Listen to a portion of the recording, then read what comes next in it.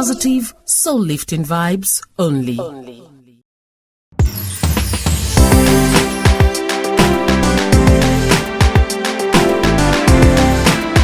Welcome.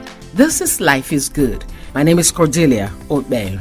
Today on the program, I'll be having a guest who will be sharing something with us. You're going to meet a young lady who had a tragic experience. She lost her spouse at a very tender age, and you get to know or hear things that transpired. Paranormal things, in-law things, things that actually will make you go, ooh. Her name is Vivian. The other part of the name I'll keep for now when we actually get to talk with her or meet her. Welcome to the program, Life is Good. Life is good.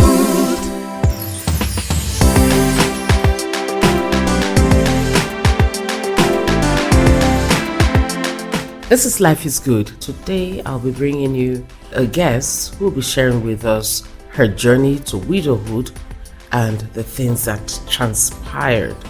Plus, how she's managing to live life again after that as a young widow. And her name is, wait for it, Vivian Okpei. Oh yes, she's my cousin. Vivian, how now? I'm fine. Unfortunately, it's not a very, very good topic we're going to be looking at today on Life is Good, but as being a program where we celebrate life and the fact that no matter what, life is good, I think your story is what people should get to hear. So talk to me. How did it all start? It all started 2013 when I got married to my late husband. Everything was good. You know how it is with marriage. You have your ups and downs. But when he died in the year 2019, everything changed. Like the family I once knew and loved just changed to be something entirely different from what I used to know. The 6 years of marriage that I was with your son that passed on, my late husband. What were the circumstances surrounding his demise? It wasn't really much. He was traveling to see his parents because he had some of his father's documents that he had to take back to his father. Though everybody told him to just waybill the documents back to Delta State, but he insisted that he had to travel because they have been calling him to come over, that it's been long. And it was just the previous year, 2018 rather, that he traveled to spend some time with them, and they were calling him again to come over and spend some time with them. And that was 2019, March 11th, that he was traveling to the village, and unfortunately the bus had an accident and everybody died in the accident. Everybody? Everybody. Wow. What did it feel like, on that day that it happened? I hear people have telepathic kind of feelings, mysterious things happened. Did you experience anything like that? Yes, I did. That day was a Monday, and I was in the office. I was watching the news when I heard that the Ethiopian airline crashed. I was in the office, and then suddenly my office door just swung open and closed. Swung open again and closed, like 3 times all by itself without nobody doing it. And all of a sudden I just felt this unease in myself, like, let me just leave this place. I went downstairs to get something, and I looked at the atmosphere. Everywhere was just suddenly dark around me.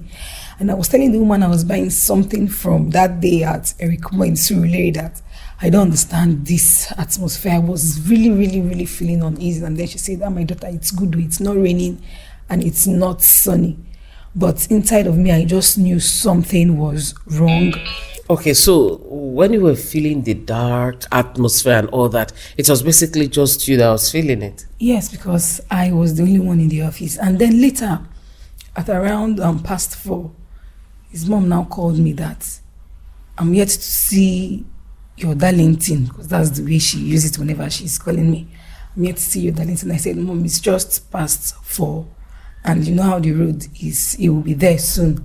And you know how funny he is. He may not be coming from the front door, so go and check from the back.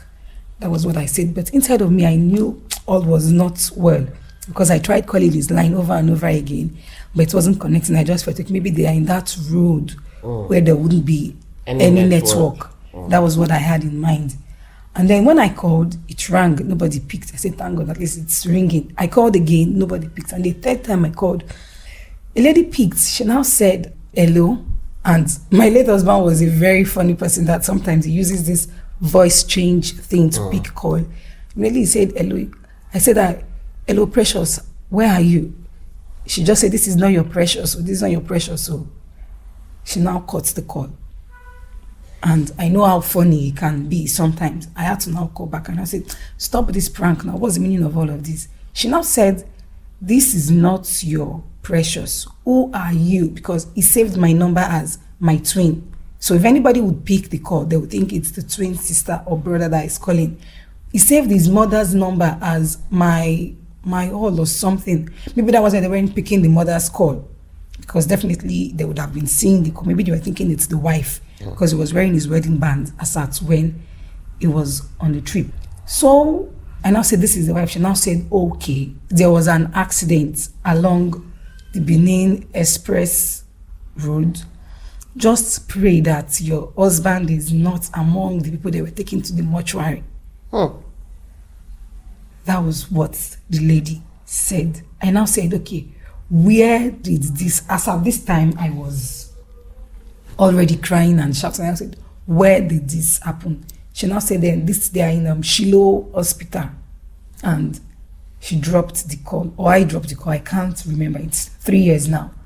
I just screamed, and my neighbors in the other offices just rushed in and said, what happened? I told them. She now said, my neighbor now said, your husband, her name is Ellen, I remember. She said, your husband cannot be among those that were taken to the mortuary. I just carried my shoe, held my bag. I didn't even know I wasn't wearing shoe that day. The only place I could think of going was the church, because I couldn't go to the house because I hate staying alone. How I got to the church from Eric Moore back to the church in Ajigule is still a mystery to me. Like how I did it, how I crossed the road, how I boarded the bus. I just couldn't remember how, but I just believe God led me through it. And when I got to the church, there was nobody in the church. Some pastors were in their offices, but I just went straight to the altar and I was screaming and crying, calling the name of the Lord, like, God, this can't happen to me. I am just 33. This can't be happening to me. And some people that were staying in the church just rushed in. You're like, what happened? I told them. Instead of them to help you, everybody was crying along with me. Like nothing will happen. At that point, I started making calls. Like I needed to travel to Benin. I just needed to be there because I know my husband, when he sees me, when he hears my voice, everything will be fine. I was calling people like, I need money to travel because I didn't have anything on me. Like I needed money to travel. I called my sister, I called my bishop, I called some pastors. And before I could say Jack Robinson, the church was full. I had so much love and support from so many people that day. We prayed all through the night. And around 11, when I was on the altar on my own, the pastors and some friends were praying together in one of the offices. I was alone in the altar with one very nice girl that stood by me. Her name is Gift. I will never forget her in this life.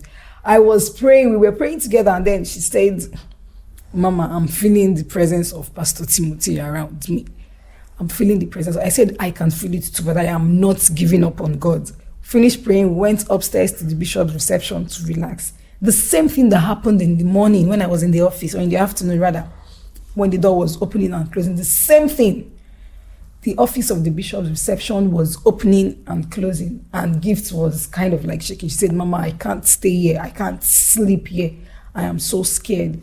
Like I can just see the eyes of Pastor Timothy watching over us. I said, okay, let's go downstairs. We went downstairs, went to the church garage, and I just knelt down in the garage. I said, God, I don't know the situation, but whatever it may be, whatever the condition may be, let me just see him. I will take him, whatever condition he is. I just need my husband alive. And then in the morning, we went to the park where he boarded the bus. I was asking the person that gave us the ticket that what happened to my husband, because we are kind of like related. He said, there was an accident. He didn't know how to tell me. I said, but if you couldn't tell me, you should have told my dad.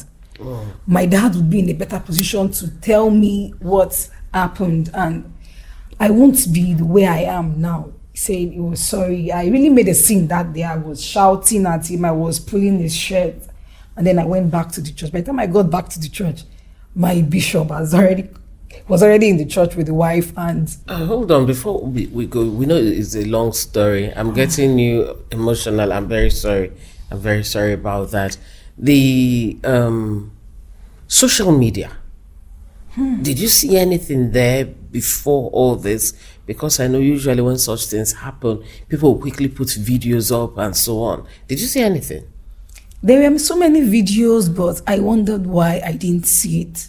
I had data on my phone. My phone was connected to the internet, but I didn't see any video.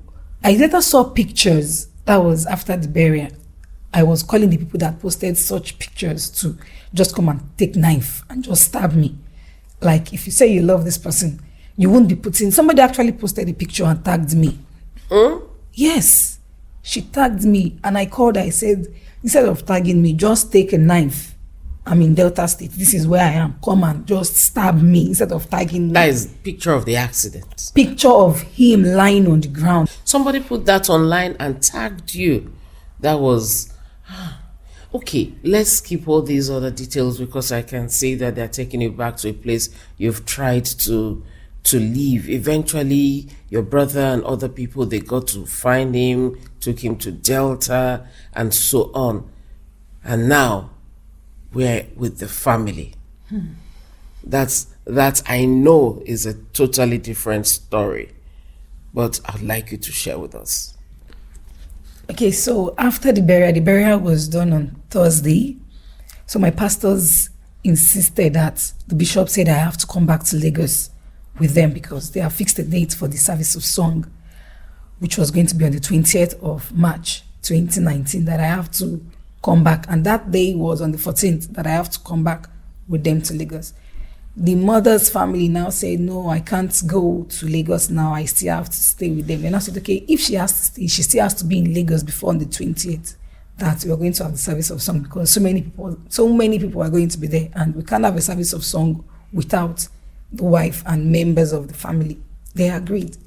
It wasn't up to 5 minutes that the pastors and my pastor's wife that traveled with me and my elder brother that brought the corpse to the village left, that the whole scenario just changed. These were people that showed me love for close to 6 years that I was married to their son. It's like they just removed their garments and showed me their real masquerade, like their real faces. And they started demanding that I have to bring everything my late husband. As I said, this is Delta State. If you need anything, they are in Lagos. You have to come to Lagos. They have to show them where his properties are. I was like, he doesn't have anything. Everything we have is inside our flat. And if you need anything, you have to come to the house. Remember, I'm not here with the key. And we can't be talking about things like this. We just buried him this morning. It's not even up to 1 hour that we finished the burial. And you people are asking for all of this. My dad now said they should wait. My aunt was there. My cousins were there with me. That they just have to wait, that they should give me time to just process the whole thing. And then we slept on Thursday. And then on Friday, they started the whole traditional thing, cooking. And his father was like, this shouldn't be done because his son is still young for them to be killing goats and arranging chairs. That they should just let me go. His son, my late husband's elder brother, told the father to keep quiet and leave where they are having this meeting. He should just go inside his room, that whatever they are discussing is none of his business.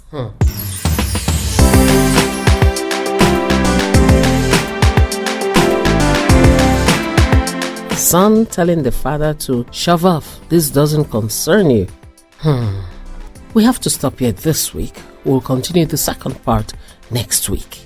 You get to find out the different things that happened and how the jostle for the girl's hand began. You hear the second part next week with Vivian Okpei. My name is Cordelia Okpei.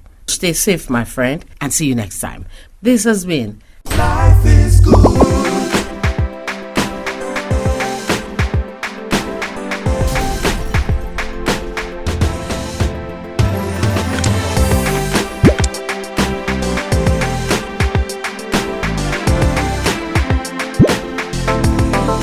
Life is good. positive, soul-lifting vibes only.